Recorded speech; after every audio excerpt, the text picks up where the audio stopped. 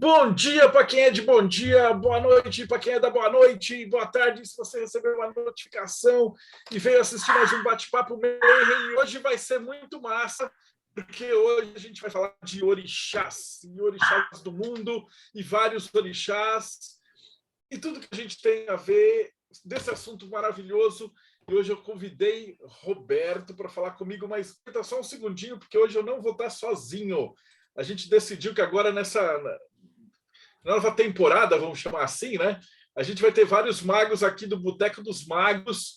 Então, direto do Morte Súbita, Thiago Tamussauskas, como é que você está? Boa noite, pessoal. Vamos ver, conhecer aqui essa galera dos orixás aí, o que ele tem para ensinar para a gente. É um prazer estar aqui com vocês. E aí a gente vai ter também o Rodrigo Celso, daqui do Mayhem. Salve, grande Rodrigo, direto de BH. Salve, pessoal. Estou aqui para aprender. A gente vai ter também Ulisses, direto dos Enoquianos, chegando aqui para falar um pouquinho mais assim dessa parte de evocações também. Opa, olá, Marcelo. Olá, pessoal. Vamos aprender bastante hoje sobre orixás aqui, né? E o último componente do Boteco dos Magos, direto do Japão, Robson Belli. Bom dia, mano. Bom dia, pessoal. Vamos aprender um pouquinho sobre os orixás hoje aí. Tem algum do Japão, será? Agora vamos ver, né? Isso aí a gente chamou, tem um especialista para conversar com a gente. Seja muito bem-vindo, Roberto Machado. Como é que você está? Tudo bem. Boa noite a todos. É isso aí. Estamos aí para responder pergunta e falar um pouco sobre o livro, né? Bom, primeira pergunta de todas, acho que é uma das mais importantes, é como é que começou nisso daí, né, cara? A gente estava conversando um pouquinho nos bastidores antes de gravar e tal, que você já está há mais de 30 anos nessa parada. Então, como é que começou isso? Como é que você entrou na Umbanda? Conta pra gente a tua jornada. Bom, eu sigo aquela linha básica de todo bom brasileiro ali da década de 70, né? Crescemos na Igreja Católica, né? E ali, estudando em colégio de padre e freira, fui crescendo, né? Aos 18 anos, nós abrimos uma empresa de informática, um amigo meu, e começamos a vender computador, a negociar computador. Isso era no começo da década de 90, acho que 1990, 91. E a empresa começou a engatar aquela época dos 286, 386, a gente começou a vender computador. Um dia o trabalho deu uma diminuída no fluxo de vendas. E uma vez eu tinha ido com a minha madrinha, um dia, ali, uns 3 anos atrás, minha madrinha tinha me levado numa mulher, né, uma macumbeira lá que fazia trabalhos para caminhos, para amarração amorosa, essas coisas. Eu resolvi procurar uma ajuda, né, para não deixar despencar tanto as vendas ali. Vamos fazer alguma coisa para mudar, né? Chegando lá, joguei um do jogo. Chegando lá, conversei com ela e nós jogamos um jogo de búzios ali. Ela disse que a empresa está precisando de uma abertura de caminho, que os caminhos estão tancados e pronto, pagou seus honorários e foi feito. Aos poucos eu acabei retornando lá e fazendo outros trabalhos, né? Todo mundo sempre fala, a gente entra na religião pelo amor ou pela dor. Eu não sabia que eu tinha entrado. De tanto trabalho que eu acabei fazendo, alguns trabalhos que eu não conhecia, nunca tive muito contato com isso, eu acabou fazendo rituais que me fizeram entrar naquela religião. Eu, ali, nisso daí, eu acabei entrando no Batuque do Rio Grande do Sul, né? Batuque é a nossa religião aqui do Rio Grande do Sul, né? Basicamente, o pessoal conhece um pouco de Batuque, pelo que eu vejo do estado do Paraná para cima. O Batuque, para nós aqui, é a nossa religião, é a religião de matriz africana do nosso estado, né? O Batuque, para nós, ele é tão grande, assim, eu não tenho como te mencionar. Uma coisa é certa, há mais casas de Batuque aqui no Rio Grande do Sul do que casas de candomblé no Brasil todo. E a realidade da nossa religião aqui, ela é diária, ela tem uma influência. O Batuque, ele é importante para o povo gaúcho, ele acabou se espalhando muito para o Uruguai e Argentina, há muitas casas em Santa Catarina, por causa da proximidade e da busca daquele povo por uma raiz africana, né? Como o pessoal mistura muito candomblé e batuque, eu posso afirmar uma coisa: o candomblé e batuque não tem nada a ver, assim, ó, são totalmente diferentes preceitos, rituais, né? Há 12 orixás na religião, no batuque, desdobrados, podemos dizer, em mais 30, e se desdobram em mais vários orixás. Tá? Isso dá uma a quantidade de orixás e de percepções é muito grande. Né? Para ter uma ideia do tamanho do batuque aqui, em 2010 teve o censo brasileiro. Né? Tinha uma fotógrafa chamada Miriam Fischner, ela tentou apoio cultural, e aquele estado que mais se declarasse africanista do Brasil ganharia um ensaio fotográfico das principais casas de matriz. Né? O Rio Grande do Sul se autodeclarou algo em torno de 1,4% do estado se declarou africanista, seguido do Rio de Janeiro com 0,8% e da Bahia com 0,6%. Né? Então, o estado acabou ganhando um livro fotográfico dela que ela lançou, Cavalo de Santo, tá? Um livro bem de fotografias, né? Sobre as religiões de matriz afro-gaúchas, né? Como aqui que ela chama. Normalmente, numa casa de batuque, há a religião de Umbanda. Isso não é uma regra. A grande maioria, sim. Tem o batuque, como a religião dos orixás, e também tem o culto da Umbanda. Né? Aquela Umbanda tradicional, Umbanda pé no chão. Aquela Umbanda, eu te digo assim, Umbanda mais antiga. Né?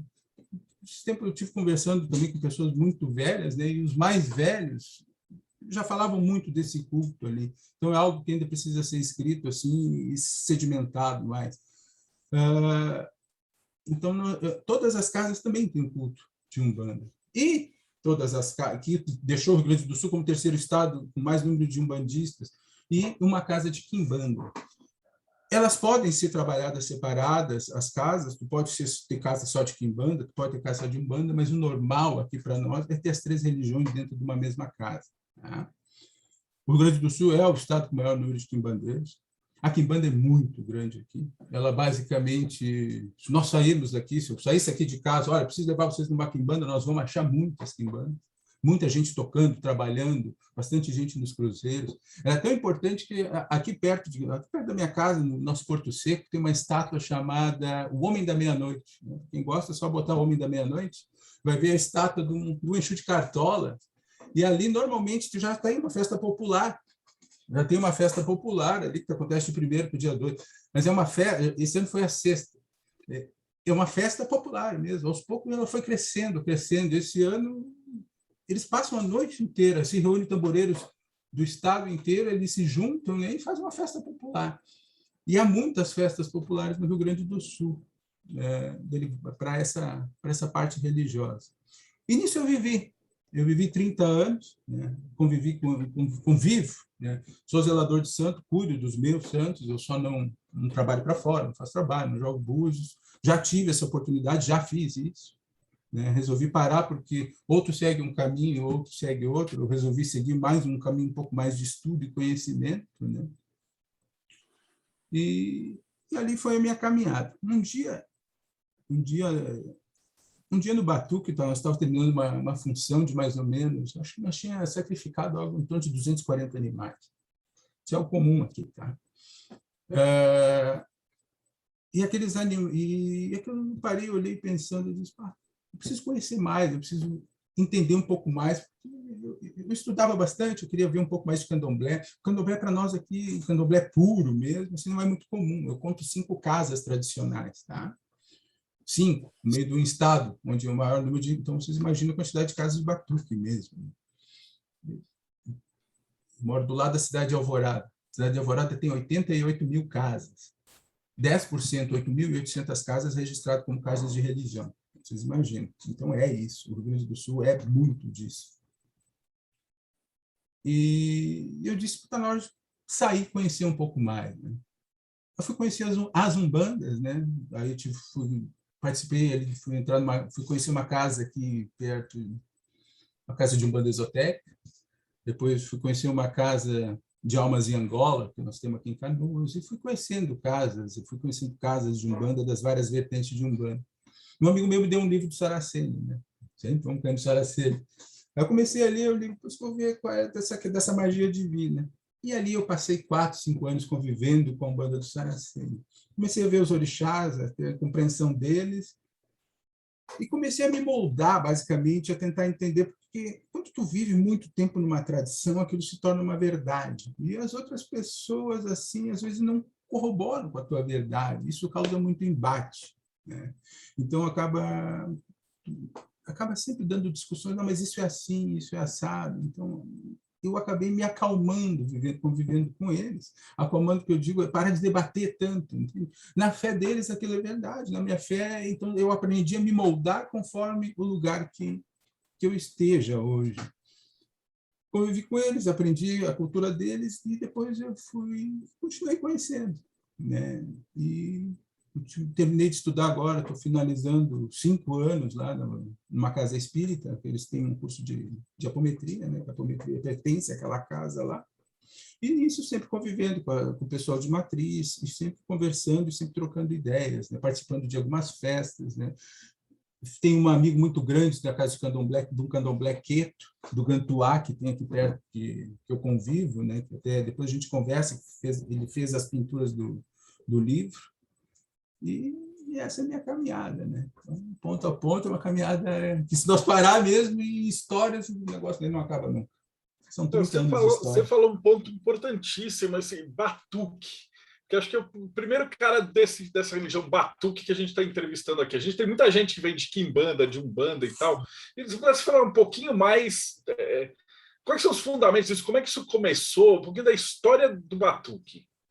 O batuque em si, basicamente, ele faz parte do negro rio-grandense, né? Pelos anos de 1600, mais ou menos, havia muitos navios negreiros que aportavam no Rio da Prata, tá?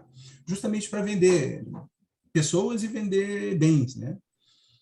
E as casas mais antigas, aqui em torno de 1700, 720, começou a se estabelecer as charqueadas, ali na cidade de Rio Grande e na cidade de Pelotas. E nisso acabaram chegando os escravos, de origem banto, né, que formaram o maior contingente de escravos do Rio Grande do Sul. Nisso já havia passado 200, 250 anos o resto do Brasil, né, porque o Brasil foi fundado em 1500 e o Rio Grande do Sul começou a ter uma vida de escravagista mais ou menos em 1700. E nisso são 200 anos de diferença de história. Por isso que a história aqui se discorre de uma maneira um pouco diferente. Aqueles negros trouxeram a cultura deles, né, e naquela miscigenação deles acabou nascendo uma religião qual contentava a todos ali. A chegada dos iorubás deve ter se dado ali em torno do final de 1790, 1800, mais ou menos, e acabou chegando o negro iorubá. O negro iorubá é muito ocupado dentro das casas, por ele ser menor do que os bantos, o banto era muito usado nas fazendas. E sendo usado em fazendas, eles não tinham contato com cultura e não tinham contato com os senhores, né? Mas o iorubá, sim.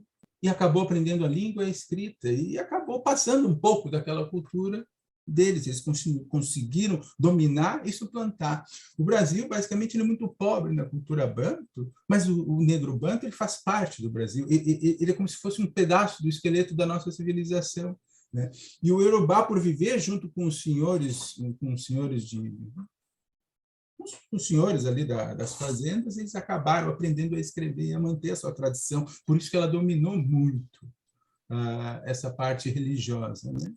Porto Alegre já tem os primeiros indícios de batuque, que eu digo, mas Porto Alegre já tem os primeiros indícios de influência de religiões africanas ali na história. Em 1817, 1827, falam muito de Mãe Rita, ou seja, então já tem nome, já tem referência. E nisso a religião ela foi crescendo e se disseminando pelo estado todo, né? A chegada contam as lendas, né? Eu sempre digo as lendas porque há determinados estudos assim, teve assim confrontados assim, mas na virada do século ali, no ano 1900, nós tivemos um príncipe. Quando o rei da Nigéria quando a Nigéria acabou se entregando para os ingleses, a família real se expandiu. Diz que um dos filhos do rei daquela época acabou aqui em Porto Alegre, onde ele se assentou e fez e acabou popularizando mais essa religião, né? Afinal, havia um príncipe no Rio Grande do Sul, né? E a religião, a partir dali, começou a se disseminar. O batuque é dividido basicamente em nações. O povo do batuque se conhece como nações, tá? Porque batuque é um termo pejorativo. Mas se eu falar de nação aqui no Rio Grande do Sul e conversar com alguém aí de cima, não vai dar choque, entendeu? Porque o pessoal de São Paulo, do Paraná, fala uma coisa de nação. Quando nós falamos de nação, religião em si. Então, basicamente, o termo batuque tem assumido mais essa conotação religiosa, né? Então, o batuque acabou nascendo, partindo dessa miscigenação. Ele, basicamente, ele é muito diferente do candomblé. Tá? Ele é uma religião ainda de possessão. Ele é uma religião de possessão porque um dos dogmas do batuque é vocês não saberem que incorpora. É um dos dogmas do batuque. Aquilo não pode ser falado, não pode ser comentado. Tá? Nós não usamos atabaque, nós usamos tambor de latão com pelo de bode, ou seja, os animais que são sacrificados são limpos, são colocados, e aqueles couros, eles ornamentam os nossos tambores. Né? Os toques, batuque é a principal festa que ocorre na religião. As funções, normalmente, elas duram 7 dias, onde os filhos da casa acabam se juntando e prestando as suas homenagens aos orixás. Né? Os primeiros fundamentos são os sacrifícios. De lá começa a se cuidar do pessoal que vai para o chão, que faz as suas obrigações. Depois há um pequeno batuque no meio da semana. Há uma festa para as crianças antes da grande festa, né? E a grande festa ocorre 7 dias depois, como confirmação de toda aquela obrigação, de todo aquele fundamento que é feito. Isso basicamente é o batuque. 12 orixás. Deixa eu aproveitar uma coisa. Dá para ver que você transborda de experiência, de conhecimento, mas eu vou pedir para você dar uns passinhos para trás, porque com certeza tem muita pessoa que vai escutar a gente falando agora, não tem todo esse conhecimento que você tem. Uma dessas pessoas sou eu. Então, eu vou te fazer uma pergunta bem que você deve ouvir assim, só de quem não manja nada. O que é exatamente um orixá? Ele é um deus? É a mesma coisa falar que um orixá é um deus? E a segunda pergunta que você puder emendar já na resposta. A concepção que o batuque tem do que é um orixá é a mesma concepção que a Umbanda tem e o Candomblé tem? Vamos lá. O orixá em si, ele é uma amálgama de muitas culturas, entendeu? Portanto, eu botei ele no livro. Né? O orixá, quando atravessou o Atlântico, ele foi, às vezes, entendido como energia, como uma força, como um poder. Lá na Nigéria, é entendido como um antepassado. Nós temos que pontuar muitas coisas, há muitos pontos assim, a serem colocados, às vezes, que as pessoas se esquecem. Né? Nós temos, de básico, assim, nós temos lá na Nigéria o ifismo. Né? O ifismo, onde o deus maior é o Olodumare, e os orixás são uma expressão dele. Os orixás são divindades que representam o Olodumare. Cultuando seus orixás, nós cultuamos o Olodumare. Tá? Ou seja, nós entendemos aí como uma religião monoteísta, podemos entender o ifismo assim, ifaísmo ou ifismo. Tá? Se nós pegar o culto tradicional iorubá, que são religiões diferentes lá, que estava quase meio apagado, e agora, com a popularização, ele está voltando a aparecer de novo, a gente vai entender uma coisa quando nós falamos em ismos. Né? Eu sou do culto de Obá, eu sou da família de Obá. Obá é a minha deusa principal. Obá cuida do meu caminho, Obá cuida da minha saúde. A deusa Obá tem uma divindade, a deusa Obá tem o seu próprio método de divinação. A deusa Obá, ou seja, ela faz tudo por mim. Não há ninguém superior a ela. Mas na tribo do lado tem um outro orixá. Na tribo do lado tem um outro orixá, mas não é o meu. Ou seja, eu consigo aí encarar um enoteísmo, entendeu? Ou seja, eu tenho um Deus que cuida todo de mim, um Deus daí já se deixou de ser divindade e passou a ser Deus. O que aconteceu muito no Brasil? Nós também temos no Brasil uma concepção politeísta, né? Porque no começo do 1950, 1940, quando a gente sincretizava Oxalá com Jesus Cristo para o catolicismo é Deus. A Trindade, ou seja, aí já não podia dizer que existia alguém superior ao Oxalá, que já era Deus. Então, nós temos um politeísmo. Hoje, o que eu vejo, o pessoal não pontua muito isso. O pessoal pega a religião tradicional iorubá e pega o ifaísmo e bota numa religião só. Olha, a nossa religião é única. Ela tem um Deus maior, né? E os seus orixás. Então, a tua pergunta, assim, basicamente, o orixá tem que ser visto a partir, entende? Sempre a partir de quem? A partir de qual concepção religiosa, entendeu? Para o batuque, são forças da natureza, entende? Para o negro iorubá, são as forças da natureza. Algumas encarnadas, né? Algumas tiveram a chance de viver como nós e retornaram para a Terra. E passaram essas pessoas a serem cultuadas como orixás. Tá? Mas há muitos orixás, basicamente, que não tiveram essa vida terrena. Né? Nós temos orixás muito antigos, nós temos orixás análogos aos titãs. Então, da linha do Marcelo, orixás. Então, e por aí vai. Ou seja, não há uma definição assim para orixá. O orixá tem que ser visto a partir de qual ponto. Tá? Entende? Nós podemos. Os orixás são figuras históricas, então. Em parte, sim. Em parte. Tá? Porque os orixás em si é a nossa criação, é a criação divina. Tá? É a criação divina, é a criação de Olodumare. Entende? É o rio que tu olha, é o sol que tu enxerga, é a lua que te abraça. O orixá é isso. Algum deles encarnaram. E esses são aqueles que nós prestamos culto. Né? Xangô, Oxum, Obá, Oiá. Então, basicamente, são a esses que nós... Mas ainda existem os outros, claro. Tá? A pergunta que eu ia fazer, eu acho que o Roberto já respondeu, né? Primeiro, se era cultuado o orixá ou se tinha algum outro nome, e se tem alguma divindade, porque, pelo que você falou, essas entidades elas são de origem africana. Existem, por exemplo, entidades nacionais que foram, por exemplo, como na Umbanda, que tem se cultua Oxalá, se cultua Iemanjá, né? A origem é da África. E você tem o Preto Velho, o Caboclo, que são entidades brasileiras. Basicamente, a gente tem que separar, né? Sempre que nós falamos em orixá, nós falamos em Yorubás, né? Porque há muitas mitologias na Nigéria.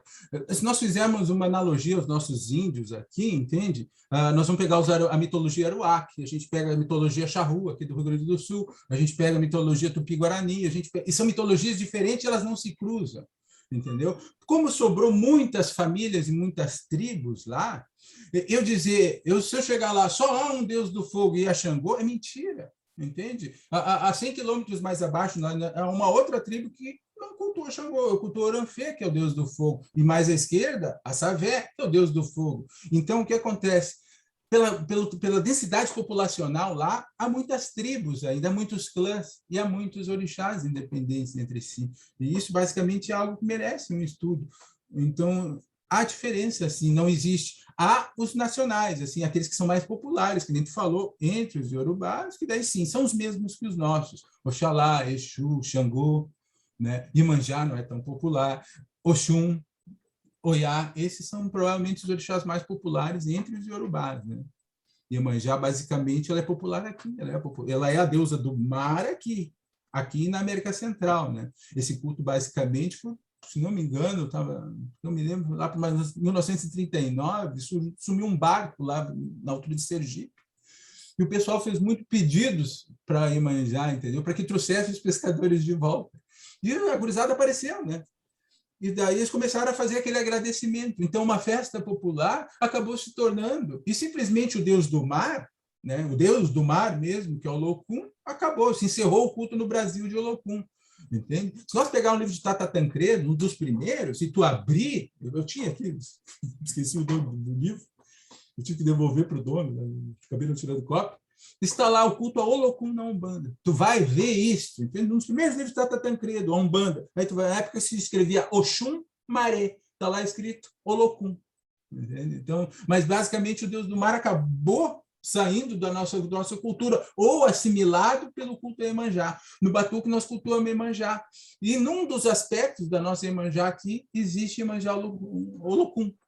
Ossi, Bossi, Bomi, Nanã, que não tem no culto do Batuque, é uma Iemanjá. Né? E também nós podemos botar o Olokun assim, não vou te dizer tão escancarado, mas tem.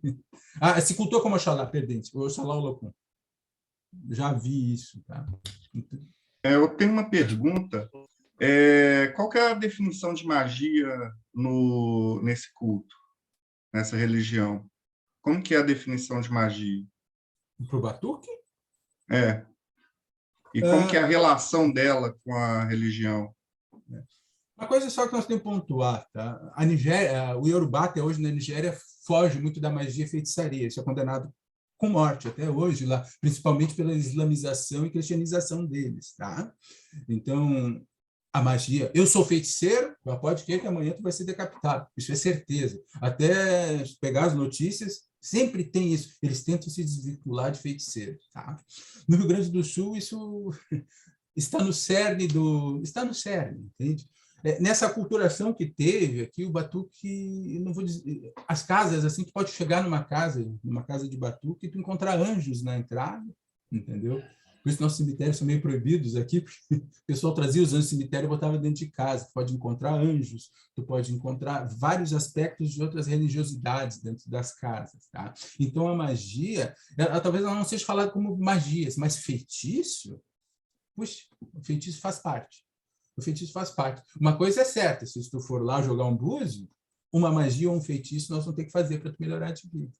Entende? Poucos são aqueles que não precisam disso. Então, ele dentro do batuque, ele é enraizado, o batuque faz parte, entende? Pode imaginar de tudo na tua cabeça, a nível de magia, que na Umbanda, na Quimbanda ou na Nação Batuque, nós temos. Eles fazem aquilo que tu imaginar, entende? A nível de sacrifício, basicamente, é o que tu imaginar, tirando o ser humano, o pessoal aqui eu já vi sacrificar, né? Entende? Há festas de bois aqui, já houve matanças de 7 bois numa casa, 7. A festa veio mais de 1.000 pessoas, entende? Então, essas coisas abrangem muito. Isso faz parte daqui, entendeu? Eu ia te fazer a próxima pergunta sobre... você falou que é possessão no batuque, né? E é diferente ali do candomblé. E outro negócio, por exemplo, o orixá no candomblé, eles têm o orixá que incorpora. Na Umbanda, você vai ter ali os caboclos, preto velhos, etc. Não é o orixá que incorpora. Eu queria que você explicasse um pouquinho como é que é no... E na Umbanda, claro, a gente tem aqueles médiums que é incorporação, que é... Sim. O batuque ainda... E isso é uma coisa que eu estou vendo sobreviver. Você sabe que esses tempos um gurizinho filmou um orixá incorporado, acho que durou 2 horas online, deve ter dado um pau no guri e tiraram do ar o negócio, né? Porque como é um tabu, né, é proibido a filmagem, né? Vocês sempre vão ver um batuque filmando só no comecinho, depois simplesmente vocês não vão ver a festa. O batuque normalmente começa às 23, 22 horas, acaba às 6, 7 horas da manhã. É a noite inteira o pessoal tocando e dançando, tá? É possessão mesmo, entendeu, Marcelo? Imagina eu e tu sentado numa mesinha de bar. Daí daqui a pouco começa a tocar um toque lá, oi, mas já se leu, entende? Daqui a pouco tu tá me olhando e tu dá um salto assim, tchau pra ti. Eu não falo mais contigo. Tu vai para o meio do salão e lá tu começa a dançar. Ou seja, a pessoa não está esperando. Tu se veste para o teu orixá para que ele te ache belo. Tu não se veste para incorporar, entende? Não, mas isso alguns estão mentindo. Eu convivi, eu fui casado com 2 mulheres incorporantes, entende? Elas nunca me falaram que incorporavam. Entende? Então, naquela troca da noite ali, então, alguma coisa há, entendeu? Então, ainda a possessão faz parte aqui dessa religião, literalmente, ela faz, entende? Quando o pessoal me fala, há poucas médiuns inconscientes do mundo, há pouca inconsciência, né? Então, eu concordo, né? São 7,5 bilhões de seres humanos, então 2% dá em torno de 150 milhões de pessoas, o Brasil inteiro inconsciente. Espalha isso nas religiões primitivas do mundo e mais em algumas religiões, tu consegue espalhar muita gente. Ou seja, se nós pegar um pouquinho, dá 1,5 milhão de pessoas. Isso já dá 10% da população do Rio Grande do Sul, e não é tudo isso, né? Então, há poucos médios inconscientes, mas são 170 milhões de médios inconscientes no mundo. Então, às vezes, o pessoal esquece de fazer uma matemática básica.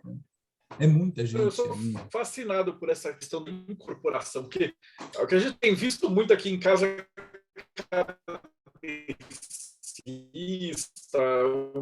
bando e tal, é que cada vez menos tem sido médium inconsciente, entra no mérito disso daí. Mas eu sou muito fascinado por conversar com a entidade que está possuída, né? Não?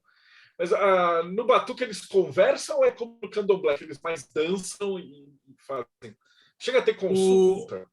Entre os iorubás, né, naqueles festivais deles, quando há uma incorporação lá, aquele orixá sai, entra dentro das casas e fala e dá o seu axé. Ele conversa com as pessoas que ele precisa conversar, ele conversa, né?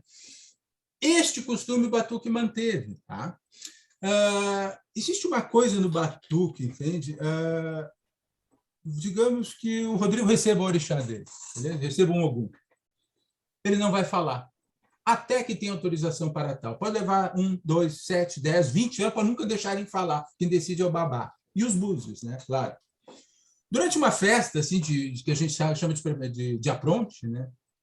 Durante o apronte, tu pode, sim, tu pode pegar o Rodrigo, incorporado o orixá, o Rodrigo não sabe nada, o orixá, tu leva para dentro e lá ele passa por um teste. Se ele passando por aquele teste, aquele orixá conseguir passar por aquele teste, no meio do salão, na cerimônia pública, ele ganha o direito de falar. Ele pode, sim, mas ele não te dá consulta. Ele pode dizer, olha, meu pai, sua bênção. Está abençoado, meu filho, entende? Ou no final de uma festa, ele pode chegar e dizer, olha, eu queria agradecer, né, a presença de todos, aos filhos que comprei. Então, tu pode, sim. E, claro, na intimidade da família, ele pode conversar contigo, sim. Tá? Ele não vai te dar um passe, mas ele conversa contigo. Tá? Ele conversa, sim. Então, manteve essa tradição, sim, o Batuque mantém essa tradição. Ele não serve para consulta, mas tu pode ir lá ganhar um axézinho dele, né? E ele conversar, meu filho, que tudo fique bem, que eu sei que está passando por dificuldades, entende? E te dar um conselho ali, isso sim. Porque o Batuque ele é muito cheio, ele é muito movimentado, entende? As primeiras rezas, Bará, Ogum e Ançã, vocês dificilmente vão ver um orixá.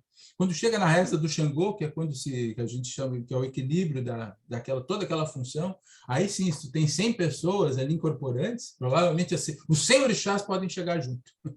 Aí dá aquela caída, assim, e daí sim, aí o tambor come, né? Então, são 2 tambores e o pessoal vai, né? Então, os batuques são longos, Mas são...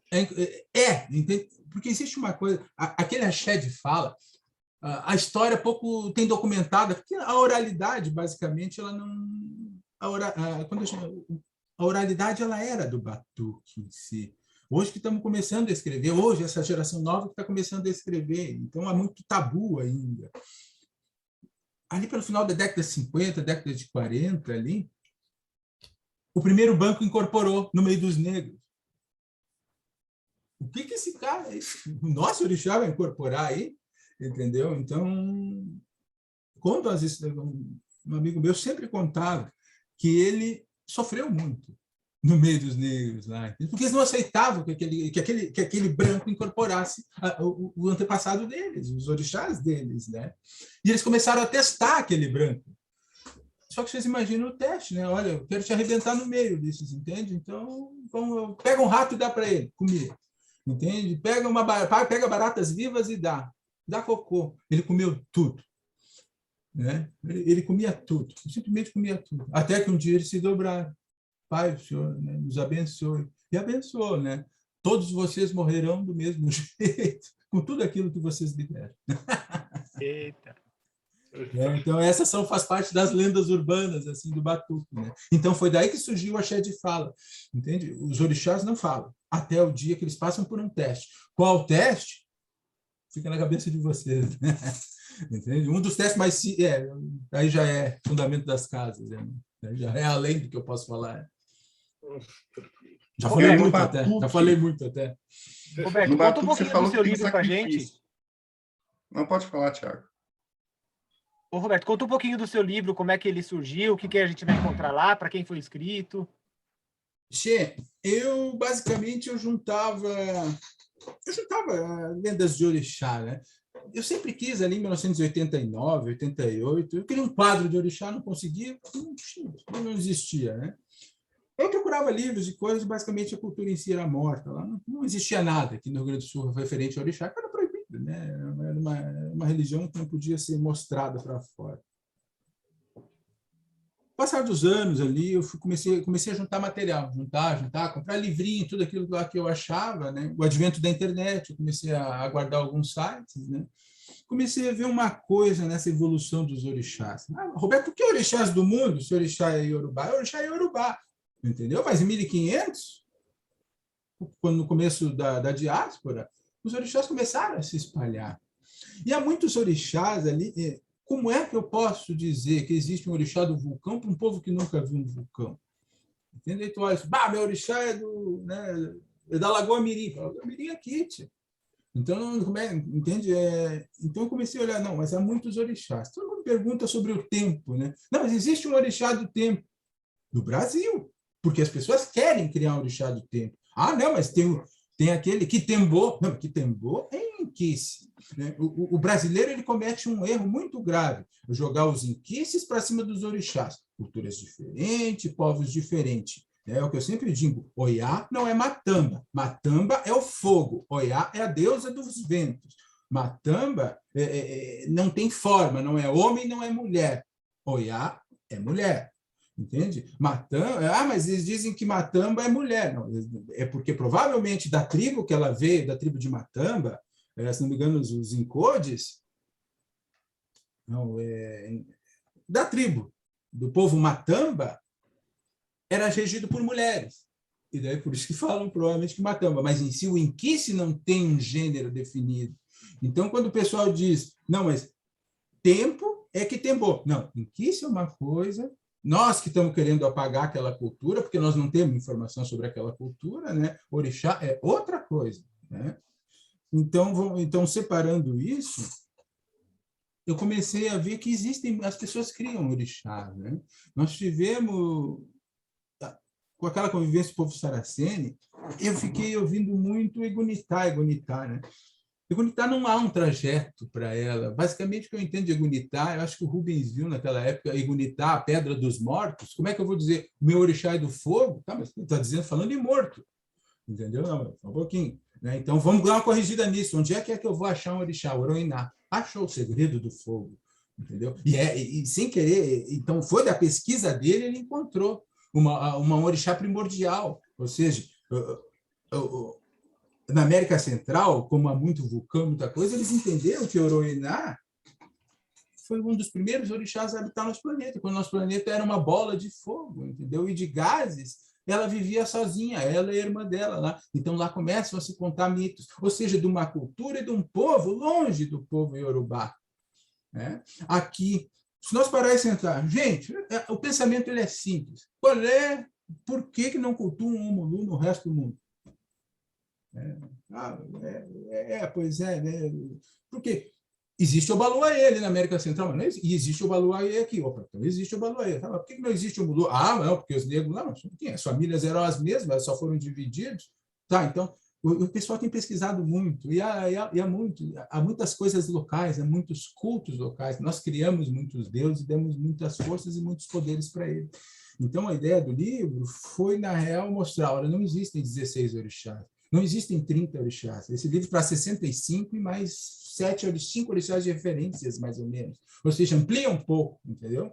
No futuro, quem sabe, a gente consiga chegar a mostrar 100, 120 orixás. Porque cada vez mais vem mais cultura, vem mais orixás lá da Nigéria. E a gente tem visto que cada orixá são centralizados. Há orixás pequenos que ainda são cultuados dentro de suas tribos. Quantos orixás existem? Quantos deuses hindus existem? Entendeu?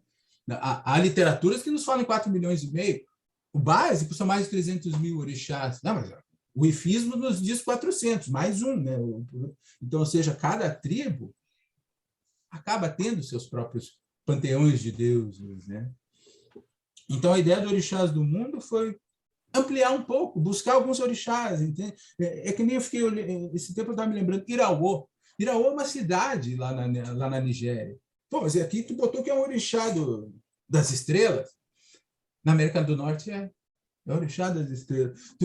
Aí o que é que tu imagina, né? A criação do mito, né? Tu imagina aquela história bonitinha, o pai e seu filho. Pai, de onde nós viemos? Olha, meu filho, nós viemos de uma estrela. O nome daquela estrela é Iraô. Um dia nós vamos voltar para lá, que é a nossa casa. O que aquele filho entendeu? Que havia um orixá lá em cima. O nome daquele orixá era Iraô. Mas Iraô é uma cidade na Nigéria, mas não para aquele povo. É um orixá. Entende? Eu sei que eu vou ser muito apedrejado, não, mas o orixá é da Nigéria. Sim. Se nós olhar o culto, não tem nada, nós não temos nada de culto da Nigéria aqui. Entende? Lá são festas populares, são muitas coisas, nos sobram lembranças de muitos cultos deles, mas todas as religiões são locais. Entende? O Batuque se achava muito africanista. Hoje, com o advento da internet, o Batuque entendeu uma coisa: as suas 5 nações, as suas 4 nações, divididas em várias nações menores, entendeu? Aqui é uma religião nossa, é uma religião que nasceu aqui, porque o culto só existe aqui. É similar ao de lá, veio de lá, do amálgama daquele povo, mas o culto é daqui, assim como os vários candomblés que tem. Roberto, Você falou uma palavra que eu fiquei com uma dúvida. O que são os inquices? E tu imagina mais ou menos que a religião iorubá deve ter o tamanho de Sergipe, tá? O maior contingente de negros que foi escravizado é o povo de Angola, do Congo, tá? E o povo de Cabinda, daquela região, até Moçambique. Né? Por que Moçambique? Porque há uma nação aqui, algumas casas que se dizem casas de nação Moçambique. Então, ou seja, pegou toda aquela parte do meio da África, do centro africano. Ali já, então, quando nós comparamos uma região do tamanho, podemos fazer uma analogia similar ao Brasil, e o povo iorubá deve ter o tamanho do estado de Sergipe, então há uma vária área ali embaixo, Angola, Congo, Moçambique, que saiu muito escravos de lá. O maior contingente de escravos para as Américas veio de lá. Acredite-se, basicamente, 6 milhões de escravos chegaram aqui, vindos de lá, tá? De 6 a 7 milhões. Deve ter morrido em guerras, mas o dobro, mais em torno de mais 7 milhões daquela região. Tá? E mais os que morreram no mar. Então, a violência acabou sendo muito maior contra aquele povo. Né? Então, basicamente, lá desenvolveu mais de 400 línguas diferentes, mais de 400 etnias, entende? Por mais que vocês vão sempre ouvir, a quimbanda é do povo tal. Sim. Mas daí, ou seja, os Tata cuidavam dos inquices, que são os deuses, alguns deuses de algumas tribos de lá, né? E os quimbanda cuidavam dos espíritos ruins que encarnavam das pessoas. Eu, basicamente, não entendo assim. Né? É que quando nós falamos, é que nem o Vincent Alala, que sempre tem a campanha que a África não é um país. Eu acho que quando a gente fala do povo banto, a gente deve imaginar que a gente está falando de uma cidadezinha do tamanho do interior. Não, nós falamos de uma vasta área africana. Ou seja, nós falamos de muitos povos. E como a gente segue, como tu tem que seguir aquela teoria. Cada tribo tem seus deuses. Então, como uma área muito mais vasta, o tamanho de deuses que existe, entende? Se nós pegar aqui o Tata Tancredo, ele nos trouxe os bacurós, mas os bacurós ninguém desenvolveu ainda, porque ninguém estudou, porque talvez não exista mais, entendeu? Nós temos, então, daquela região que a gente lembra, os inquices, né? Todas as suas divindades que passam de 30, de 40 inquices, né? Nós temos as divindades de Quimbanda, que basicamente a gente não sabe, a gente tenta fazer uma analogia para a Umbanda, né?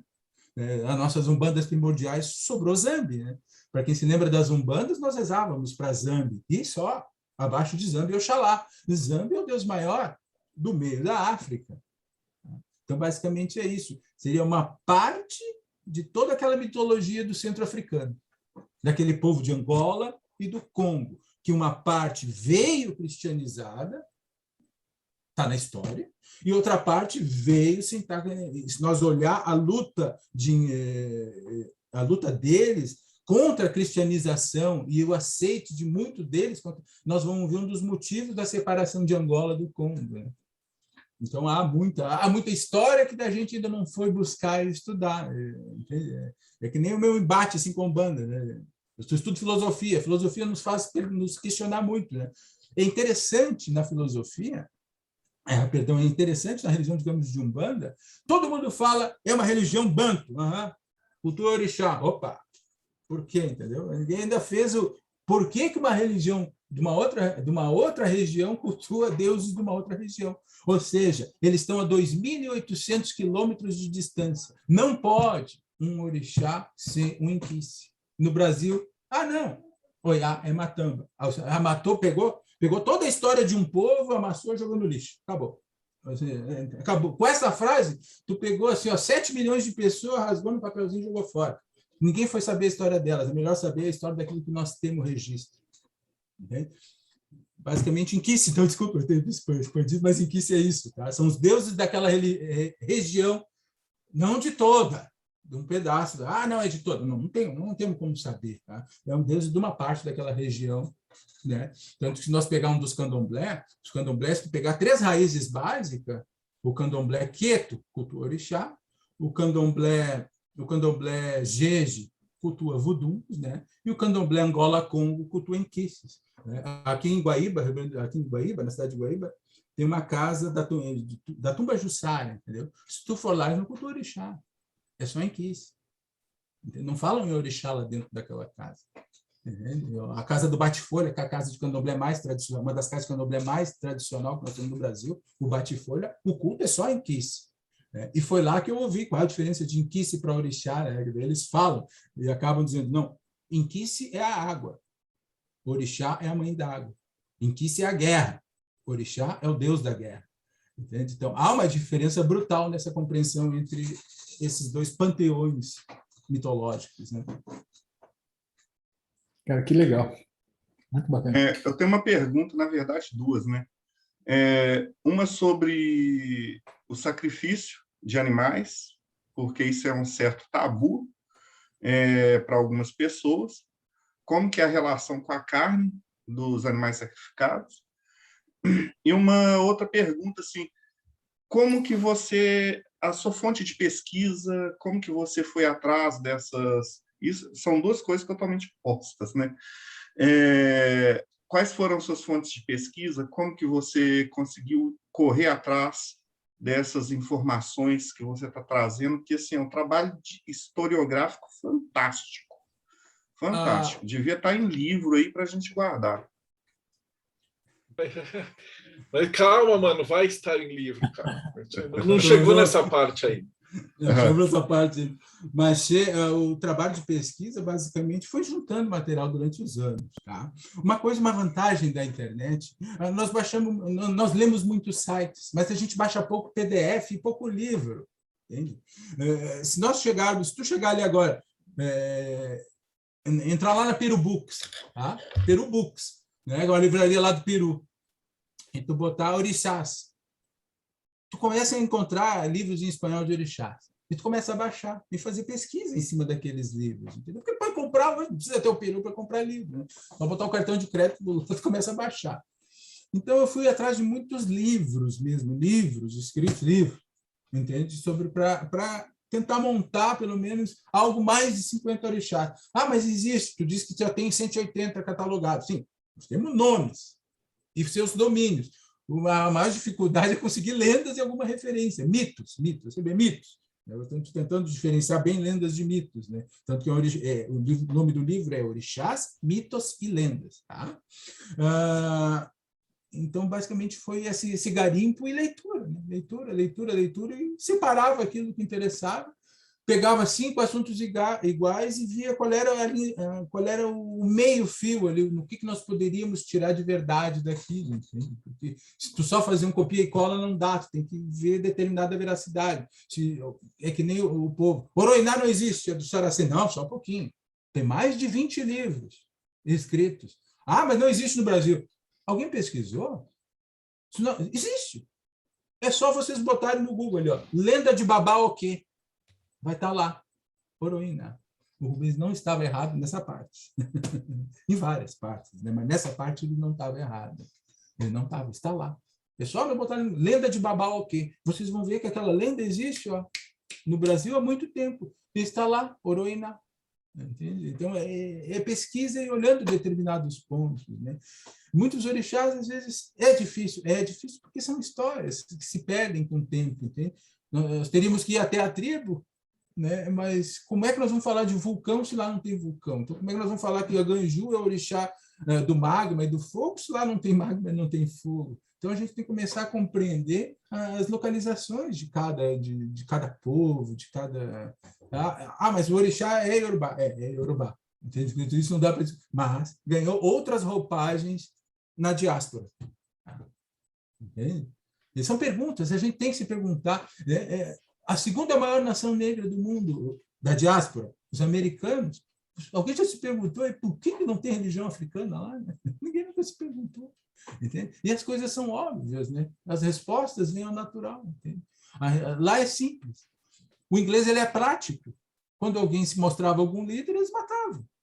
Então, daí acabou, não. Aí, sem líderes, eles acabaram assumindo a religião local, que eram os evangélicos. Entende? Já em Trinidad e Tobago, para tu ter uma ideia, nós vamos sincretizar com o que os orixás, entendeu? Eles são evangélicos. As pessoas, às vezes, lá existe uma religião de matriz africana chamada Batistas. os batistas espirituais. Como eles não tinham como santo para sincretizar, né? Eles deram um jeito de criar um culto único, né? Os batistas espirituais. Então, daí vai trocentas religiões, assim, e conforme a localidade, né? Conforme os vudus que surgiram, haitiano e dominicano, né? As diferenças entre eles, as peculiaridades, né? Então, as 21 nações, as divisões na República Dominicana, os voodoo haitianos, apesar de serem a mesma religião, há diferença. Há diferença, né? Os vários palos, todo mundo fala Palo Mayombe, mas ninguém foi olhar Palo Monte, Palo Quimbiça, ninguém foi olhar Palo Brumila, ou seja, há muitas religiões que nós nem imaginamos aí. Muito estudo, ou seja, tu monta uma história, se tu montar um quebra-cabeça pequeno entre todos os povos da diáspora, né?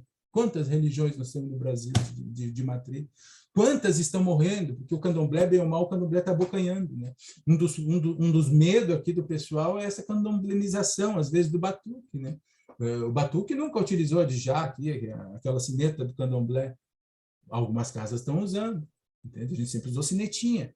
Então, isso a gente tem que cuidar, e por isso que cada vez mais o povo tá mostrando, olha, isso não é assim, isso entrando em muitos debates e muitos embates, né? A casa é minha e pronto, aí tu não conversa. E sobre o sacrifício, sacrifício de animais? O sacrifício de animais sempre vai entrar nesse debate do cerne da religião, né? A oferenda de animais é algo que é um presente que tu dá ao teu orixá, para que aquele presente, para que aquele egé, sangue que corra ali sobre teu corpo, porque ele corre sobre teu corpo. Uma hora eu mostro a foto aqui, né? O pessoal me perdoa aí do batuque, mas tá a foto no livro, posso falar. Né? Aquilo, ou seja, aquela comunhão que tu faz com o teu orixá te traz um vigor, te traz uma vida nova, e assim basicamente é compreendido. Então ele traz para fazer benesses, tá?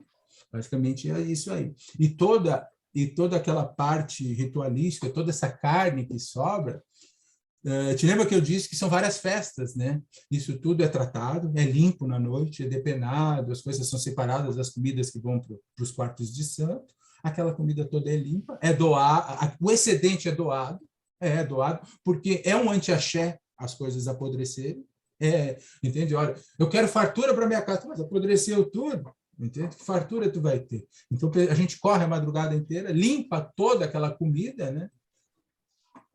Se separa uma parte para as festas, né? Porque a festa ela tem que ser muito farta. Sempre que tu for na festa do batuque, tu sai forrado de comida, entendeu? Além de comer, que nem louco.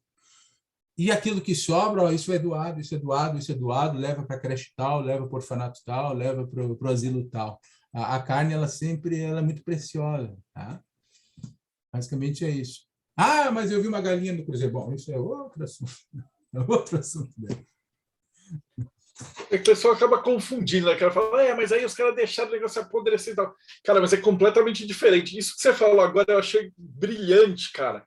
Como é que você vai fazer um sacrifício para prosperidade e por um bagulho que vai apodrecer? Cara, é genial, genial. Sim, não, o pessoal tem muito preconceito, né? Mas tem o sacrifício à morte dos bichinhos. Mas, cara, você come um hambúrguer. E é o mesmo princípio, né, cara? De energia. Eu acho que isso tem que ser mantido mais no nível religioso, né? O pessoal sempre vai ouvir assim, se vou me odiar depois disso, mas sempre vai ouvir assim, mas vocês comem, mas todo mundo mata o peru no Natal, todo mundo mata. Mas o açougue não mata para um preceito religioso para depois sobrar, entende? Então, são coisas diferentes. Eu acho que, na real, nós temos que respeitar a religião. Já que nós temos nós não precisamos arranjar desculpas por causa de um preceito. Ele está ali, olha, é minha religião, é a crença que eu tenho, entendeu? Então, isso deve ser respeitado entre nós. Isso que, basicamente, né, alguns amigos meus acabaram fundando templos de Umbanda sagrada, que me convidavam para conversar no começo, falar um pouco sobre o batuque. Eu acabei montando uma palestra sobre religiões, entende? E lá eu procuro mostrar a diferença de todas as religiões. Eu nunca me esqueço um dia que eu vi um vídeo. O importante não é ver o vídeo, o importante é ler os comentários. O pessoal sentava a pau nas criaturas, mas assim, isso não é Umbanda, o candomblé não permite essas coisas, daí para baixo. Se tu olhasse aquele vídeo, Se aqueles caras daquele vídeo soubessem que existia candomblé, umbanda, quimbanda, era muito, não era nada, entende? Então, o ser humano está um pouco doente nisso, sabe? É nesses embates. Eu já bebi dessa fonte, mas a vivência a cada dia, né, acaba tendo que se separar, né? Às vezes a gente se esquece das culturas dos povos, né? E eu fico muito chateado, às vezes, quando vem assim, aquele pessoal de São Paulo e traz toda a cultura deles, sem olhar a cultura que já está aqui. E o batuque é a nossa cultura, o batuque está vivo. Entende? Eu cheguei a ouvir de um sacerdote assim, olha, o batuque é uma religião em extinção. Eu disse, pelo amor de Deus, o tambor que tu está ouvindo agora é batuque, não existe outro tambor aqui no Rio Grande do Sul. Entende? Casas de candomblé, eu te dou o endereço das 6 casas de candomblé que existem. Ah, mas existem mais. Pode existir, mas merecem estudo.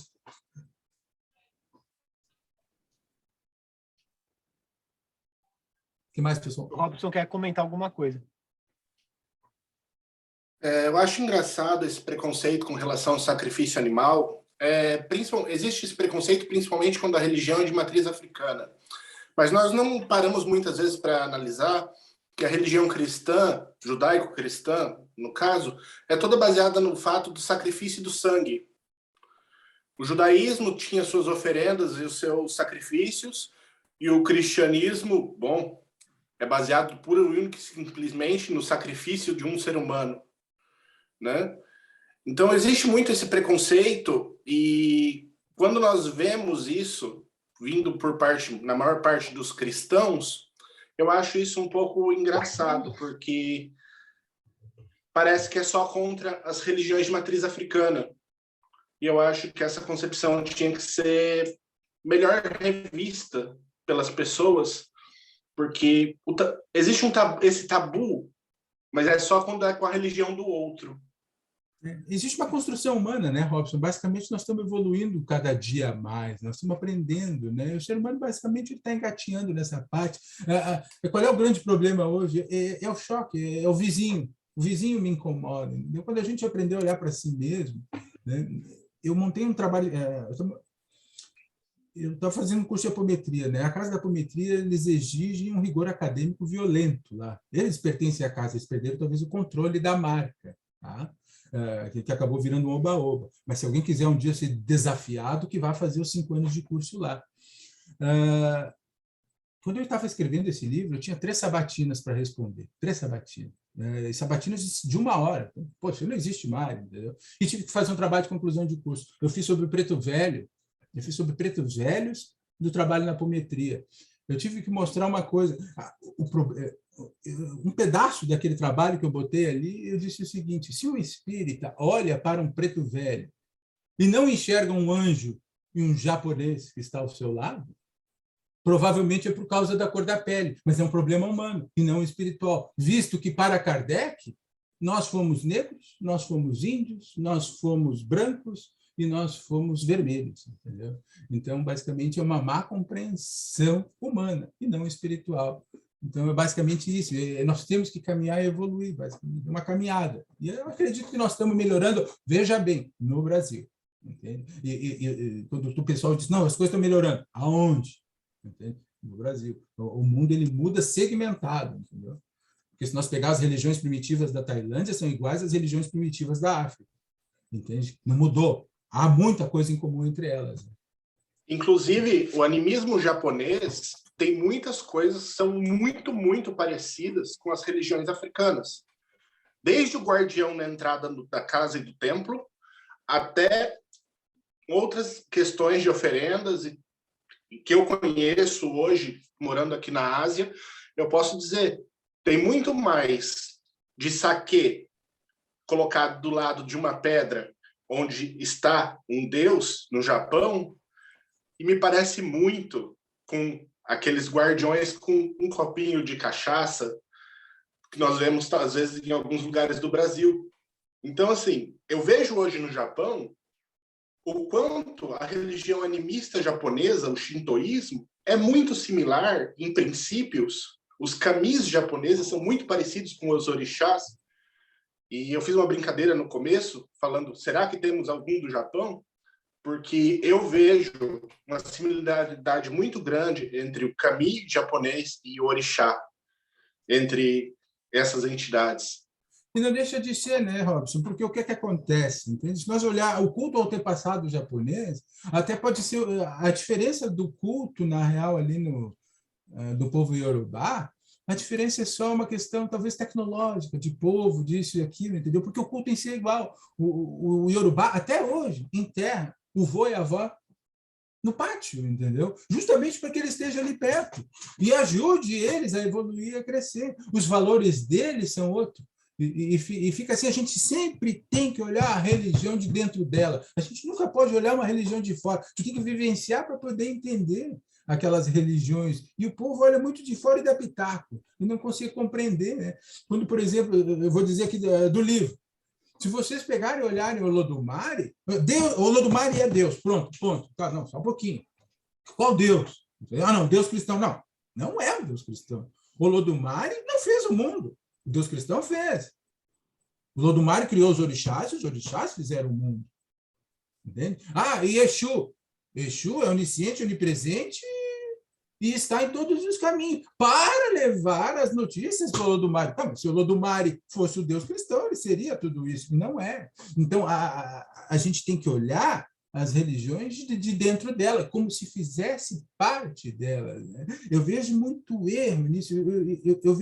Eu vejo um problema muito assim. Eu vejo o pessoal, às vezes, tentando trazer a religião iorubá de hoje, e estão trazendo muito. Estão trazendo muito os conceitos iorubá de hoje, mas o conceito iorubá que nós tivemos são de 200, 300, 400 anos atrás. Então, eles se esquecem que aquele povo lá continuou caminhando 500, 600 anos e tentam trazer o que tem lá hoje para nós aqui. E o que tem lá hoje é um pouquinho complicado. A gente se esquece que eles são islamizados, entende? A gente se esquece que ainda matam homossexuais lá.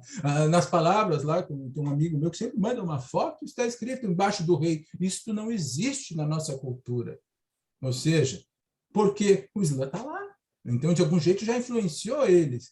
Porque nem aquele negócio, eles matam os feiticeiros, eles matam os homossexuais, entende? Não pode, não é uma coisa normal, não é uma coisa normal assim para eles, como é para nós. São religiões e mundos diferentes, crescimentos diferentes, línguas e trejeitos e histórias diferentes, entende? Tem um livro, não me lembro o nome mesmo do livro, acho que faz uns 3 anos que eu tenho guardado ele ali, eu li um pedaço, uma parte dele. Ali ele mostra, sobraram alguns documentos, ele mostra que numa casa que foi condenada ali por bruxaria, o cara morava, o negro babalorixá morava com mais 4 pessoas na sua casa, mais 4, e eles não se entendiam na mesma língua, eles não se falavam as mesmas coisas, porque eles vieram tudo de lugar diferente, fazia parte da escravidão, né? E quando juntaram eles tiveram que aprender a conviver na marra um com o outro, ou seja, aqueles 4 deuses diferentes tiveram que aprender, e às vezes isso cria uma cultura nova, né? E hoje eu vejo o pessoal tentando buscar lá conhecimentos que não são daqui. Não foi entende? Eles querem voltar para 1500, se esquecendo do vô, da avó, do bisavó, tudo que sofreram, achando que a religião não evolui com o caminhar da humanidade. Né? Então, os conceitos, às vezes, têm que ser revistos. Quantas magias novas nós temos? Como é que nós vamos dizer não para elas? Entende? Não temos como. A gente tem que pegar e olhar. A gente tem que entender a tecnomagia lá e, olha, vamos ver como é que esse negócio está funcionando. Ah, mas isso é coisa de louco. Não, não é. Está aí. Entende? Então, algo novo está acontecendo, caminhos novos estão acontecendo, efeitos novos estão acontecendo disso. Cabe a nós estudar e tentar compreender por quê. Entende? A religião do Rubens, olha, eu que acompanho eles ali, é incrível o que cresceu aqui no Rio Grande do Sul. Não é uma coisinha assim, olha, não, cresceu um pouquinho. Não, tinha acho que uns 3, 4 tempos, uns 5, 6 anos atrás, no mínimo 30, 40 hoje. Informando sacerdotes a rodo. Então, mas por que isso? Tem que estudar por quê. Porque as pessoas não querem mais viver 20, 30 anos participando de doutrinas, de coisas. Nós temos que tentar entender o porquê desses movimentos novos, entendeu? O que eles vão nos trazer. Porque novos movimentos sempre vão vindo. As coisas evoluem, mas nós temos só que traçar uma linha correta, entendeu? Não adianta eu ser de um molocô e brigar com o cara ali da banda sagrada. Um vai estar falando alfa e o outro vai estar entendendo japonês. As pessoas não se conversam, na real. Eu tenho uma pergunta desse, você acabou de falar.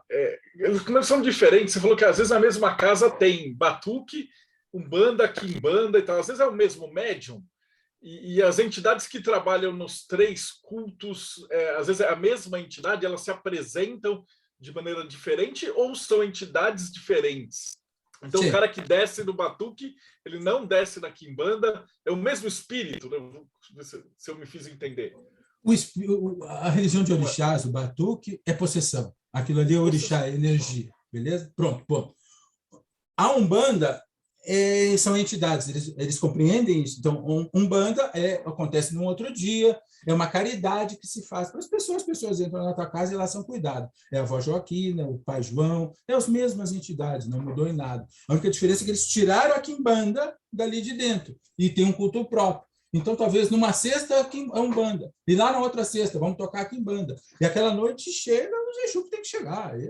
Aí, Exu, imagina um nome que chega aí, entendeu? Tata, Caveira, Caveirinha, Doutor Caveira, Rosa Caveira, e vai embora, né? Tranca a rua, destranca. Mas é um culto só deles, daí, entende? Mas tu poderia, como um conhecido meu, sair só com... Olha, eu sou quimbandeiro. O quimbandeiro daqueles antigos, de pé no chão, disso e aquilo, entendeu? Mas ele entende assim, ele trabalha assim, e o eixo dele trabalha assim.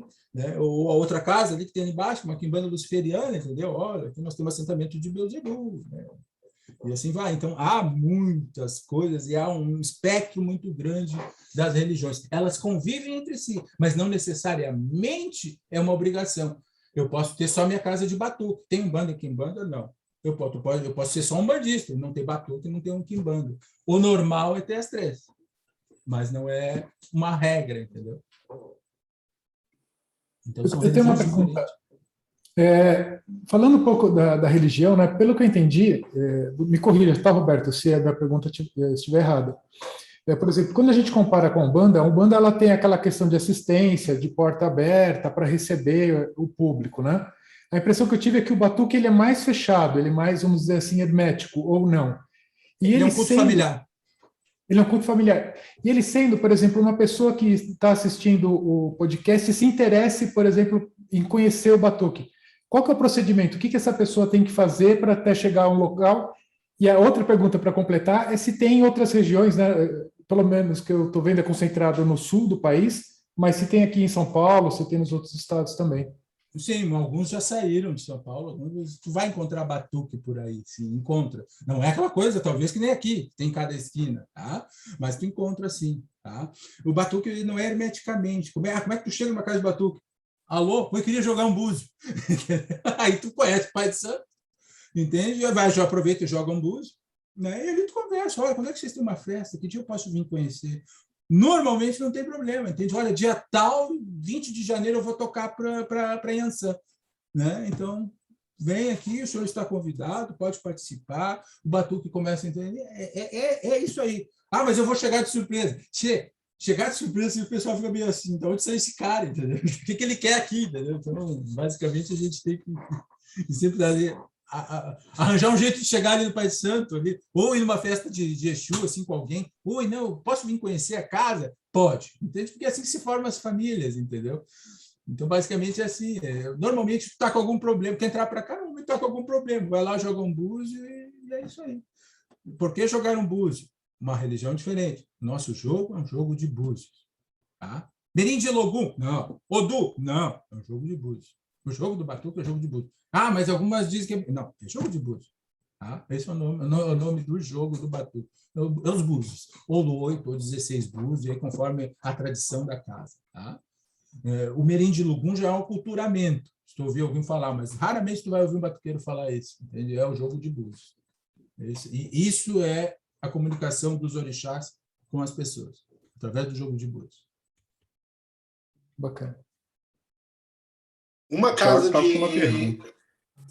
de batuque tem aqui no Japão. Foi onde se passou a história que eu contei na minha entrevista também.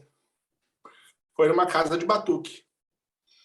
Se o batuque, claro que vocês puderem conhecer, o batuque mesmo, entendeu? O batuque eu digo no dia da festa do batuque, no ritual principal que é a balança que eles chamam. Vá. Eu simplesmente vá, porque é uma coisa que tu não vai esquecer. Tem duas coisas que tu não vai esquecer: o som do tambor, entende? Porque a lata, ela bate, entende? A lata ela se expande.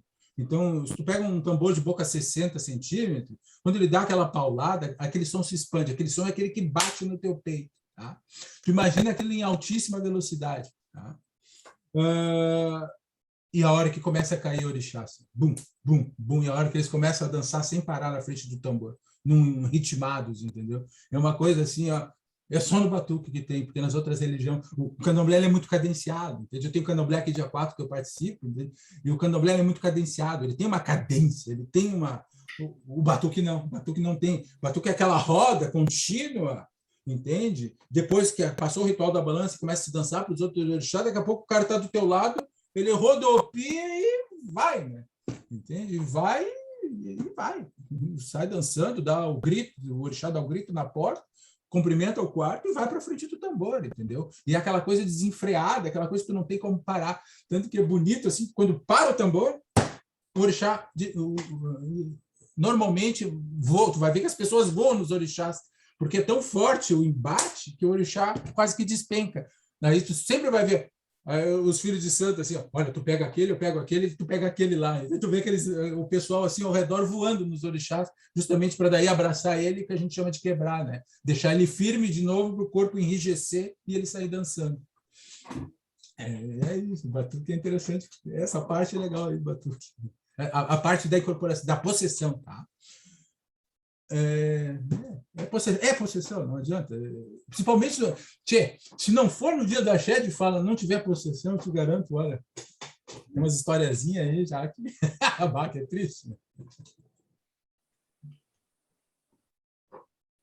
Próximo. Não, na verdade, ele já respondeu a pergunta. Eu queria que ele descrevesse um pouquinho como é que era a possessão, mas já que eu estou falando, vou aproveitar e fazer outra. Conta pra gente como é que é digamos assim, a rotina espiritual de alguém do batuque. Como é que é o dia a dia de alguém do batuque? Tem algum preceito que você tem que seguir, alguma orientação, algum ritual da família? Como é que funciona isso assim no cotidiano? Isso é basicamente uma casa, né? Se espera que os filhos ajudem lá de vez em quando, senão sobra tudo para a mãe, para o pai, né? Então, segunda-feira, né, que é o dia que a gente solta o bará, né? Eu falo, é o dia que a gente abre as portas e solta, ou seja, despacha o bará para que ele vá trabalhar e trazer movimento para o povo, para a família, né? Então, alguns filhos vão, né, limpam, lavam as portinhas, tudo, e despacham aquela água, depois faz uma limpeza na casa do bará Exu, de Exu, né? E basicamente isso, né? Há preceitos que tu cumpre de tempos em tempos, né? Conforme teus búzios e conforme a necessidade, conforme do jogo. É esperado que quando um irmão teu ou uma pessoa entre na casa, tu esteja, tem alguém lá para ajudar o pai ou a mãe, entendeu? Ou seja, ela vai avisar, filho, a mãe precisa de ajuda amanhã. Filho, a mãe precisa de ajuda amanhã, né? Então daí tu faz isso como uma parte de comunidade. Pô, já me ajudaram. Então, tu se sente naquele, bom, tem que ir lá ajudar os outros, e assim funciona como uma família. Tá? Os preceitos básicos é despachar o bará na segunda, né? E ir lá bater cabeça, cumprimentar os orixás pelo menos uma vez por semana, né? E ir lá visitar o Pai de Santo, bater um pai, é uma família em si. Tá? Uns falham, sim, mas nada assim, mas seguindo os procedimentos básicos. Uma coisa daí que as casas normalmente se adaptam, assim, olha, 2 vezes por ano nós tocamos. Entende? Ou seja, 2 vezes por ano, daí o pessoal junta a grana, se reúne tudo e participa aquela semana toda trabalhando. Né? Muitas vezes eu ia na sexta-feira, saía para trabalhar segunda, ia toda noite daquela semana lá, porque o trabalho não para, né? Há rituais de peixe, né? Numa quarta-feira, tu imagina, a gente busca 200 peixes vivos, tem que chegar vivo. E ali segue os rituais, entendeu? Então, é bastante trabalho. Né? E de tempos em tempos, não te esquece. Tu ganha muitas coisas para ti, entendeu? É bom que tu limpe, né? Que vai limpar para ti. Então, há esses cuidados que tu tem que ter com as tuas, né, com as tuas entidades. Há determinados preceitos, sim, que tu cumpre no candomblé, né? Alguns, basicamente, sim. Esses são os mais comuns. Né? Roberto, eu queria também que você falasse um pouquinho das ilustrações. O nome do senhor que fez isso era Ricardo Maldonado Rangel. Né? Ele faleceu, acho que agora, no Candomblé, dia 4, vai ser 3 anos da partida dele. Né? O pai Ricardo, na real, é um artista plástico. Né? É aquele artista que amava a própria arte e abraçou a própria arte dentro de casa. Né? Essas ilustrações do livro são pinturas das paredes, ou seja, o Ricardo ele precisava se expressar. Como não existia, não podia pintar, ele disse, eu pinto. Ele desenhava nas paredes todos esses desenhos que vocês estão vendo. Ele pintou muitos quadros em óleo, ele pintou muitos quadros a óleo mesmo, assim, na década de 80, no final dos anos 90, no começo dos anos 90, de orixás. São pinturas lindas que estão lá naquela casa. Para quem gosta de arte, olha, aquilo lá é um tesouro, entendeu? Construiu Cabeça de Oxalá. E como ele não existia internet, ele conseguia alguns livros, olhava assim aquelas máscaras africanas e moldava elas em gesso e construía para fazer todo o sistema, toda a casa dele, assim, ele acabou enfeitando cada centímetro daquela casa. E a casa do Ricardo, nós normalmente, é a coisa assim, que às vezes, mas tem 3 religiões na casa. A casa do Ricardo tinha 5 religiões, entende? Ali ele convivia com as 5 religiões. O Ricardo tinha o batuque, que foi o começo dele, e ele fez um dos quartos santos mais bonitos que eu conheço, porque ele fez os orixás todos, os nossos 12 orixás, mais um, em terracota, ou seja, ele moldava e pintava, enfeitou todos aqueles orixás, né? Está lá, todas as obras de arte dele. Ele tinha a Umbanda, aquela Umbanda assim, do cacique com um cocar gigantesco, assim, que dança, que tinha as armas e tudo, o índio dele. Né? A Quimbanda, né? Ele é do Exu Marabô, né? O Exu de Cartola, tinha as festas tradicionais. O Ricardo, com o tempo, saiu do batuque, porque ele precisava de mais conhecimento, e o batuque ele achou que já tinha aprendido tudo, foi para o candomblé, procurou a casa de Queto e várias outras casas, acabou sendo filho da mãe Toninha do Gantuá, foi a última mãe de santo dele. Né? A mãe Toninha veio tocar alguns candomblés aqui. Né? E uma coisa interessante do Ricardo, porque aquela sede de pesquisa, e como não é que nem nós hoje, que a gente pega, ele tinha que viver, porque não existia outro jeito. Se eu vou até tua casa, lá tem que fazer alguma coisa. O Ricardo, ele queria aprender a jogar Odu, mas pela santeria, entendeu? E tinha Rafael Zamora, se não me engano, no Rio de Janeiro, e ele foi lá conhecer o Rafael e lá fez os preceitos. O Ricardo trouxe de lá o orixá Ozum, se tu olhar no livro, está ali no fim. Ozum, basicamente, não encontrei na Nigéria, eu encontrei só lá em Cuba, que é um dos guardiões, né? Que é um dos guardiões das casas. Depois de Oxum, deve ter Ozum, né? Que é um dos guardiões das casas. E o interessante de Ozum é que ele protegia os búzios de Oromilá. Né? Então, como o pai jogava por Odu, né? O bonito de Ozum é que vocês imaginem uma taça, com um galo, uma tampinha e um galo em cima. Isso é o assentamento do orixá, ali, o que vai ali dentro. Tá, e tu nunca abriu? Pois é, existe um mito, uma lenda, mas é que aquele mito lenda que, né, que tu olha assim, eu não vou muito bem, né? Que se tu abrir a tampa, ou tu ou o dono morre. Né? Então ninguém se arriscava a mexer no negócio. Né? Eu juro para você, eu ficava olhando aquele negócio e disse, tem que abrir esse negócio, mas se for sério, eu morro amanhã. Né? Então a gente nunca mexe. E o Ricardo tem um único Olocum. O Olocum é sentado no sul do Brasil, aqui. Né? É o único que tem Olocum. Tu chega lá naquela casa, tu olha uma talha azul fechada. Né? Quando se abre aquela talha, para o orixá do mar, né? Porque é um dos orixás mais violentos que tem, porque o Olocum foi, como dizem aqui no livro, no dos mitos, foi responsável pelo dilúvio, por uma revolta com a civilização. Né? O dilúvio, que existe em todas as religiões, existe entre eles. Né? Aquele dilúvio que, quando rompeu uma barreira 8.000 anos atrás, inundou o pedaço da civilização que existia e ficou na memória dos povos. Né? E quando ele abre aquela talha lá, o silêncio impera. Ninguém fala. Ninguém pronuncia nenhuma palavra. É só pensamento. Porque o fundo do mar é silencioso, entende? E tu vê assim, o respeito. Aí a gente tira toda a água do mar que existe lá dentro, bota a água do mar nova, isso é feito uma vez por ano, entende? E fecha de novo para que ele fique lá em silêncio. Se um dia alguém precisar de alguma coisa, se abre aquilo ali, se sussurra bem baixinho os pedidos para ele, né? Porque é um orixá que traz muito progresso, é um orixá de líderes, né? Então, se sussurra os pedidos muito baixinho e se faz as oferendas perto da talha lá e se encerra. Depois que se fecha ela, aí o pessoal pode falar de novo. Mas enquanto estiver aberto, ninguém pronuncia nenhuma palavra. Então, ele tem naquela peculiaridade da casa dele, além de ser uma obra de arte, eu sentava, a gente passava a tarde debatendo e conversando sobre religião, e nós passava lá, e tem essas 5 religiões lá que tinha lá dentro, lá de convivência. Então, por questão de conhecimento, né?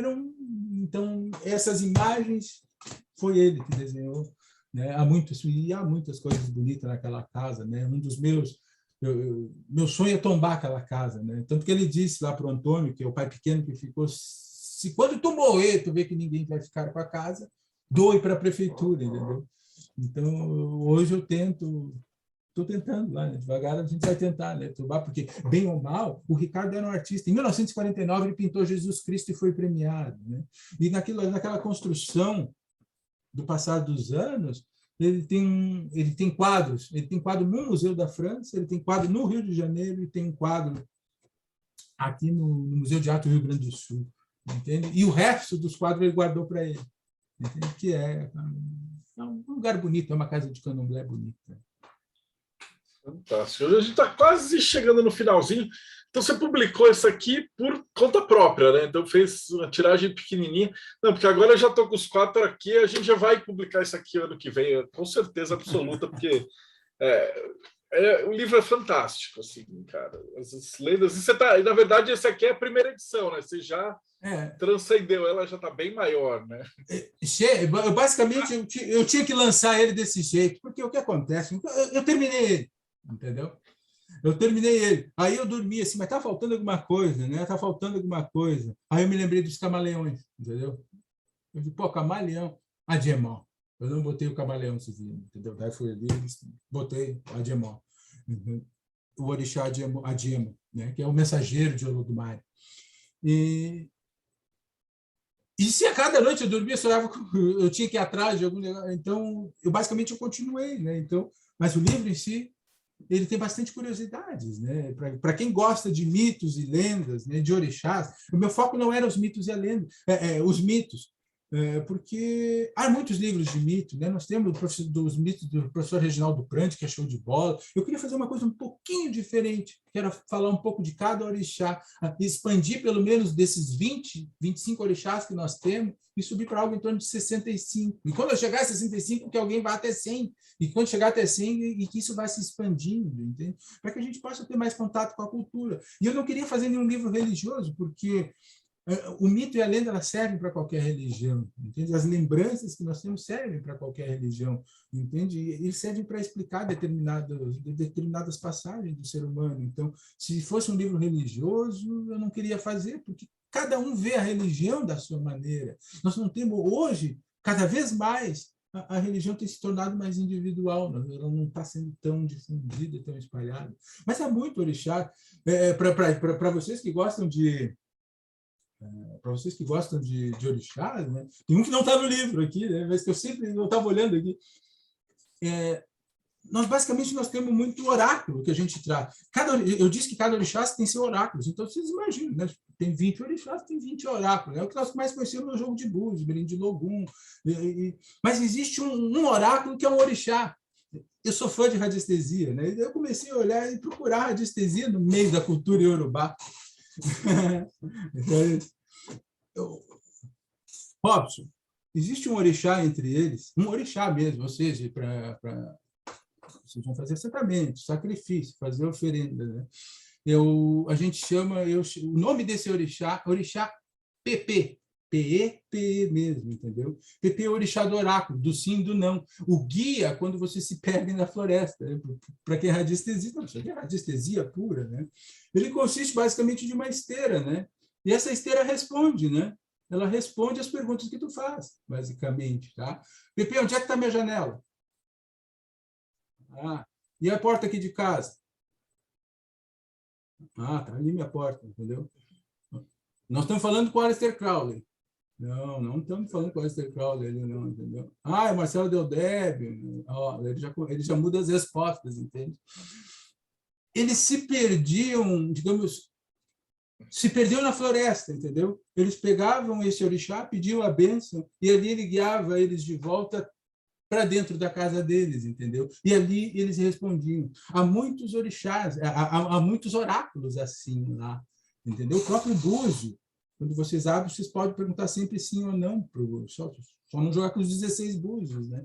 Mas isso, para aquela cultura, esse é um orixá bem famoso, orixá PP, o orixá do sim e do não, né?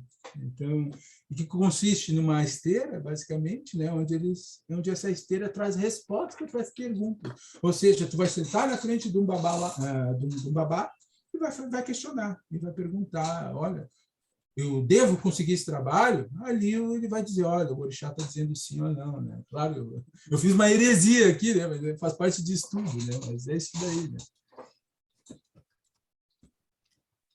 Muito bom. A gente já está quase finalizando. Alguém tem mais alguma pergunta aqui? A clássica pergunta: o que acontece depois que a pessoa morre no culto aí do batuque?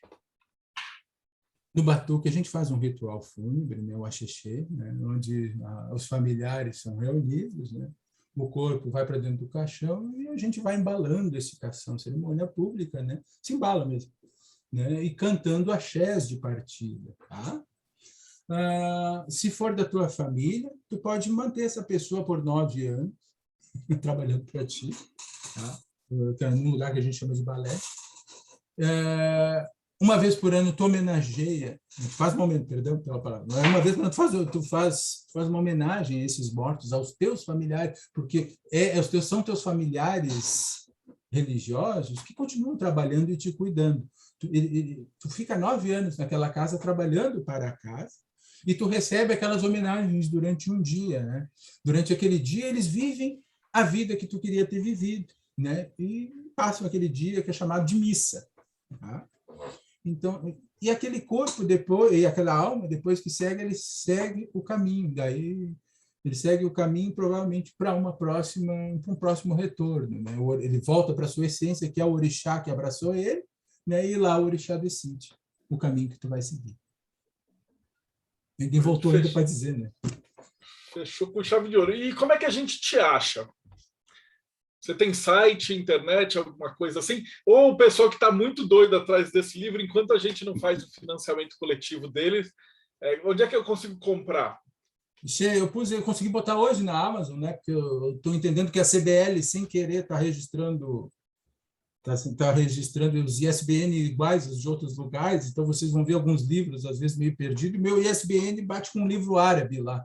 Então, estou com uma briga lá na Amazon, mas eu tinha ia fazer um e-book, estou usando o ISBN do e-book mesmo, no próprio site da Amazon, só de digitar Orixás do Mundo, né?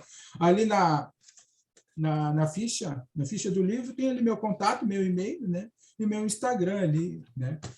Nos 2 Instagram ali, um que é um projeto ainda, que eu não tive tempo para deslanchar com ele, né? E o outro meu Instagram pessoal, né? É só conversar comigo. Mas o livro tem na Amazon, só digitar Orixás do Mundo ali. Maravilha. Eu vou falar com você, depois você me passa, para quem estiver assistindo, vai estar aqui embaixo na descrição do vídeo, tanto o link da Amazon quanto os dados dele. Então, puta, Roberto, só te agradecer, foi uma aula, assim, cara. Esse batuque era uma coisa que eu acho que eu tinha vindo uma outra vez, mas também eu sempre confundi, eu falava, deve ser sinônimo de macumba e tal. Eu não tinha ideia de que era esse negócio tão fantástico, tão gigantesco, cara. Foi maravilhosa essa noite. Bom, que bom que eu pude falar, né? Eu fico feliz em falar do batuque, sabe? O batuque é isso que eu preciso que as pessoas entendam, assim. O batuque conseguiu se desenvolver aqui. Eu não sei o que aconteceu com Santa Catarina. Ali. Santa Catarina, vocês encontram todas as religiões em Santa Catarina. E isso criou um escudo para o Rio Grande do Sul, onde essa religião conseguiu se desenvolver e crescer, né? E acabou se tornando parte do dia a dia do povo gaúcho, entende? E agora, se alguém quiser conhecer mesmo religiões diferentes, só é para Santa Catarina. Há todas as religiões daquele estado, né? E aqui também há muita peculiaridade. Tem uma umbanda, só de curiosidade, tem uma umbanda aqui que eu sou fã dos caras. Eles chamam de umbanda africana. Eles andam com os pedaços dos animais na roupa. Quando eles chegam nas festas, assim, tu olha aquilo, assim, vai aquelas patas assim, adornando as roupas. O bonito daquela religião é uma umbanda. Por isso que, mas umbanda não faz. Olha, depois que olha aquela umbanda, daí tu simplesmente senta numa cadeirinha e diz, umbanda faz qualquer coisa. as mulheres e os homens se depilam durante 7 anos para prestar. 21 anos deixa os pelos do corpo crescer. Continua vivo, mais 7 anos sem corpo. E vão prestando os preceitos deles, né? Então, as mulheres estão careca, né? Estão careca. Elas se enfeitam com palhas na cabeça e búzios, né? Então, quando elas chegam nas festas, é aquela coisa assim do outro mundo. Né? Um dia eu fui numa festa lá, eu conhecia, né? Eles começaram a tocar uma música assim, isso aqui é uma mistura de, né, de ritmo tal com negócio tal. Daqui a pouco o pessoal sai da apresentação, sai. Imagina, né? O negócio assim, ó, cheio de gente, sai o cara só de cueca com um tridente de 2,5 metros atrás. Eu estava comendo um pedaço de porco, né? Do sacrifício lá. Eu parei assim, fiquei olhando assim, meu Deus. Daqui a pouco saiu uma mulher, né? De calcinha, sutiã e um tridente de 2,5 metros atrás. Eu fiquei assim, mas, meu, isso aqui é muito legal. Eu parei de comer e comecei a prestar atenção. Sabe? É incrível a quantidade de cultos que tem no Brasil. A gente não tem, entende? É o que eu tive que matar em mim aos poucos, é dizer a minha fé é verdadeira. Hoje, basicamente, entende? Eu aceito a fé de qualquer um, entendeu? E é bonito que ela se expressa em todos os lugares de maneira diferente, entende? E daí eu sempre digo, quando alguém conhece lá aquela religião deles lá, entende que o ser humano é múltiplo. É múltiplo.